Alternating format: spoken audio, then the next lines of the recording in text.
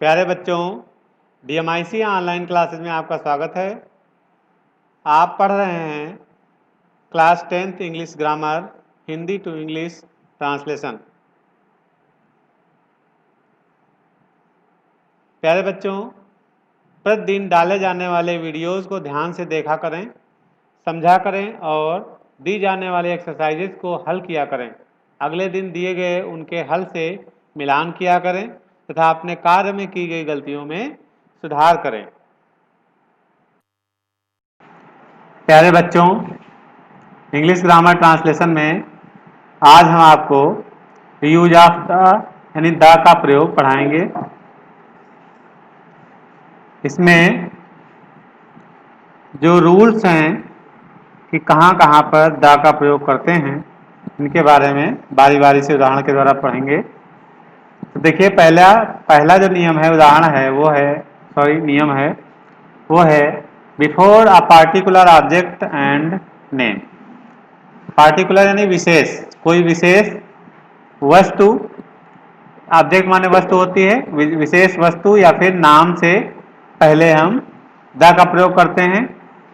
दूसरा है कि the name of rivers, mountains, plains, deserts यानी नदियों, पहाड़ों, मैदानों और मरुस्थलों, इनके नाम से पहले हम द का प्रयोग करते हैं।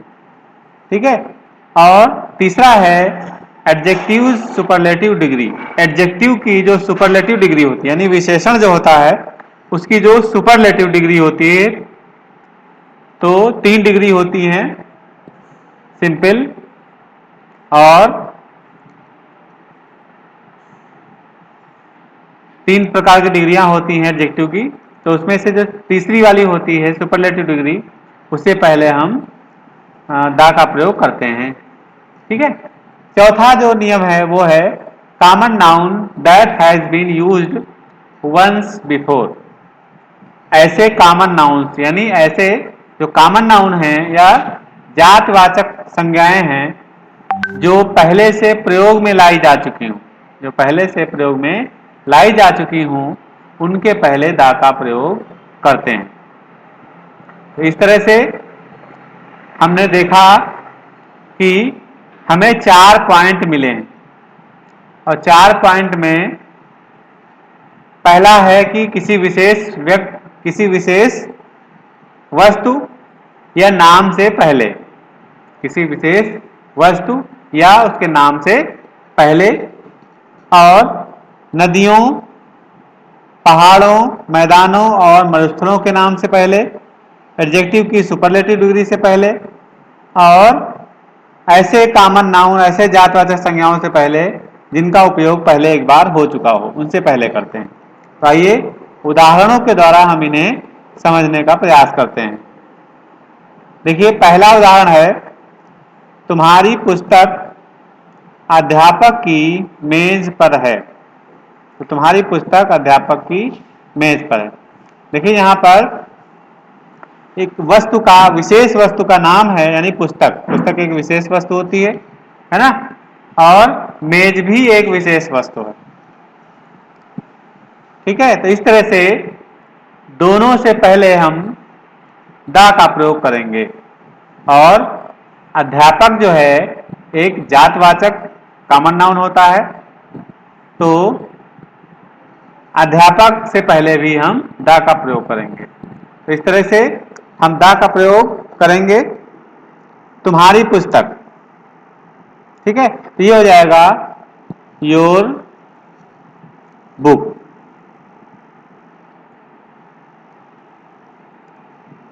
Your book. देखिए, यहां पे बुक से पहले द का प्रयोग नहीं करें, क्योंकि यहां पर बुक से पहले रिलेटिव प्रोनाउंस लगा हुआ है, तुम्हारी पुस्तक, इसलिए यहां पर द का प्रयोग की जरूरत नहीं है ना। तो जहां पर रिलेटिव प्रोनाउंस लगे होते हैं किसी नाउन से पहले, तो वहां पर फिर द का प्रयोग नहीं करते हैं। ठीक है। तो ये हो गया your book is. Your book is, आपकी पुस्तक है, कहां पर है? अध्यापक की मेज पर। तो द टेबल, बुक के लिए द टेबल लगाएंगे, मेज के लिए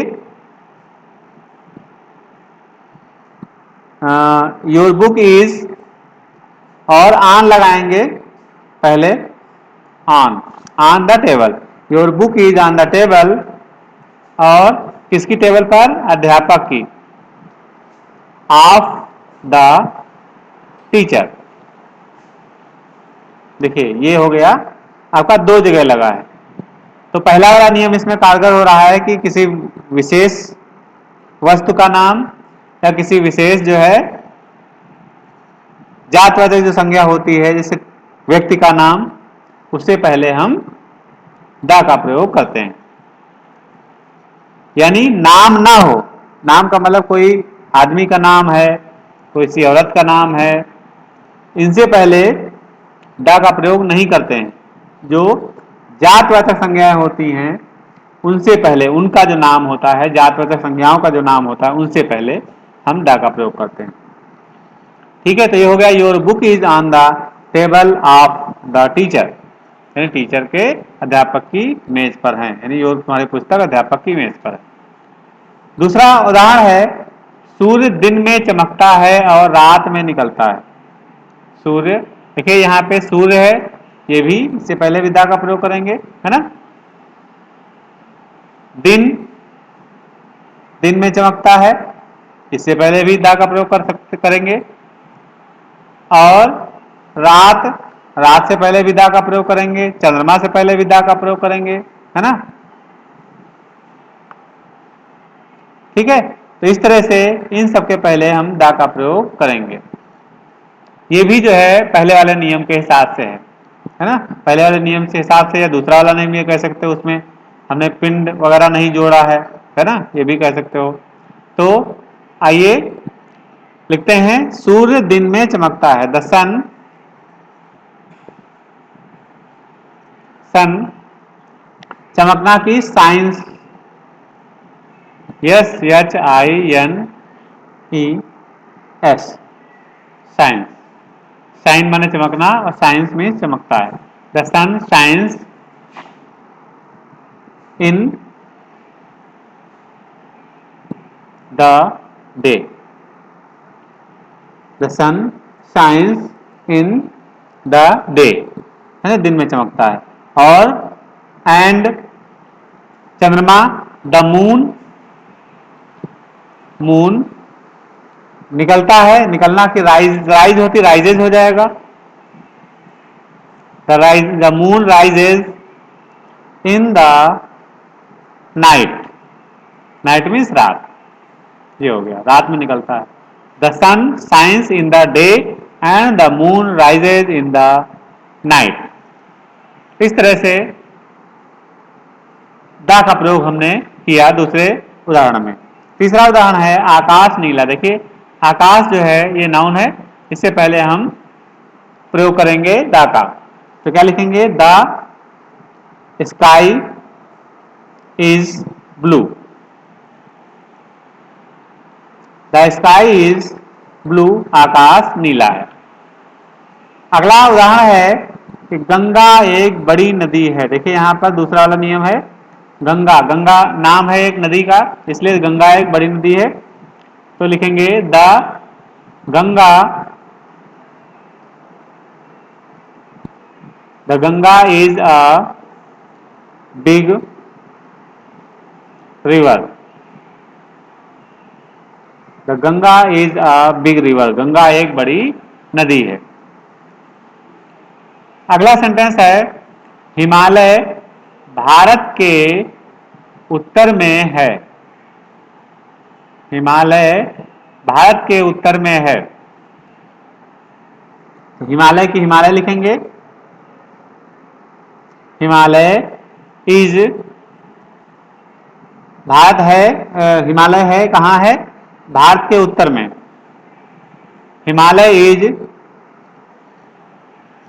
द लगाएंगे हिमालय से पहले, the Himalaya is,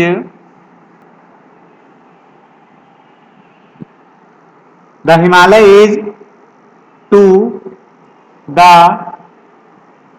north of north, दक्षिण में। देखिए यहाँ पे में लगा हुआ है, लेकिन इसका में का मतलब ये नहीं कि किसी का अंदर अंदर है नहीं, है ना, इसलिए टू लगाएंगे हम यहाँ पर में के लिए। To the north of India.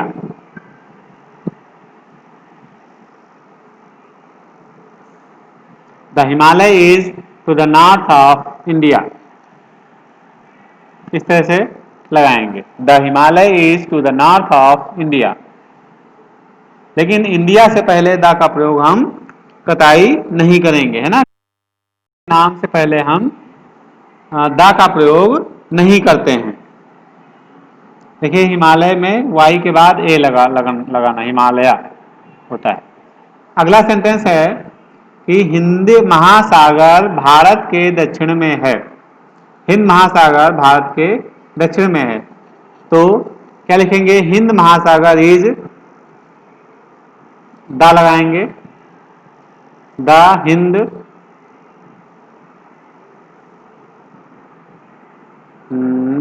Hind महासागर, द हिंद महासागर को हम इंडियन सी भी कहते हैं। हिंद महासागर को हम इंडियन सी भी कहते हैं, या हिंद महासागर ही लिख सकते हो।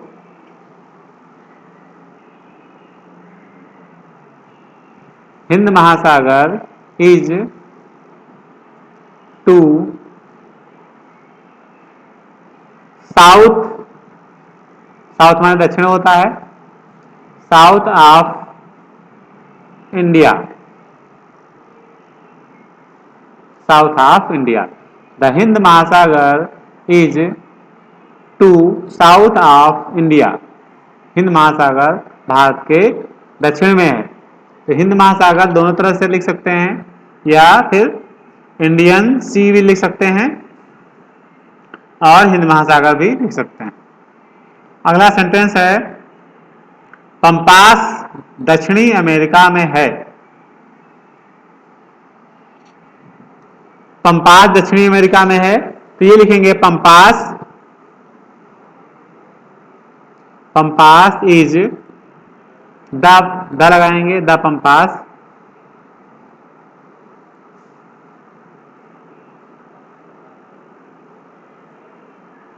Pampas Pampas is in the South America.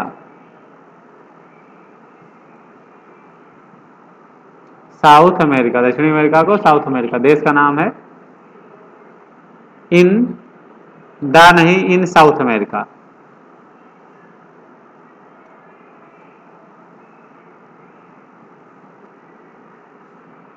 In South America, the Pampas is in South America, ये देश का नाम है, इसलिए इससे पहले द का प्रयोग नहीं करेंगे। पंपास जो है ये है, तो इस पंपास से पहले द का प्रयोग हम करेंगे।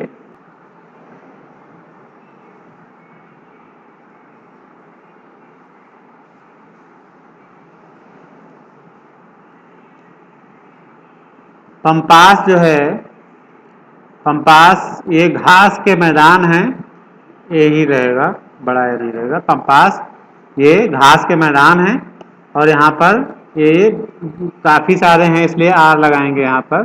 तो the pampas are in South America, दक्षिण अमेरिका में है, घास के मैदान है पंपास। वह सबसे बड़ा कमरा है, वह सबसे बड़ा कमरा है। तो that was, sorry is, that is the सबसे बड़ा, बिगेस्ट, द बिगेस्ट रूम, वह सबसे बड़ा कमरा है। That is the biggest room, वह सबसे बड़ा कमरा। देखिए यहाँ पर बिगेस्ट लगा हुआ है, ये जो है एडजेक्टिव की सुपरलेटिव डिग्री है ना। कंपैरेटिव डिग्री जो है वो बिगर होती है, और सुपरलेटिव डिग्री बिगेस्ट, बिग, बिगर, बिगेस्ट। हाँ, जो पॉजिटिव डिग्री होती है वो बिग होती है, और जो कंपैरेटिव डिग्री होती है वो बिगर होती है, और सुपरलेटिव डिग्री बिगेस्ट। तो इस सुपरलेटिव डिग्री से पहले हुआ है। तो वह सबसे बड़ा कमरा है, that is the biggest room. Mahesh यहाँ का सबसे लंबा आदमी है। महेश यहाँ का सबसे लंबा आदमी है, तो ये हो जाएगा महेश इज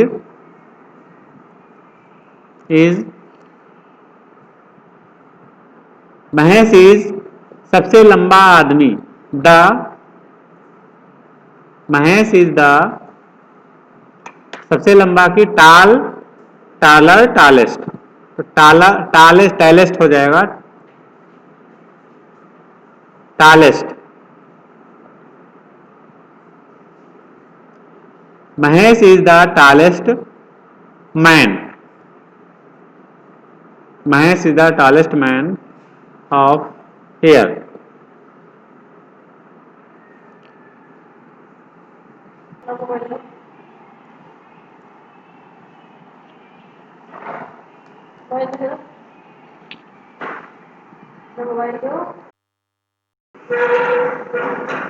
महेश यहाँ का सबसे लंबा आदमी है, तो हो जाएगा Mahesh is the tallest man here. यहाँ का सबसे लंबा आदमी है।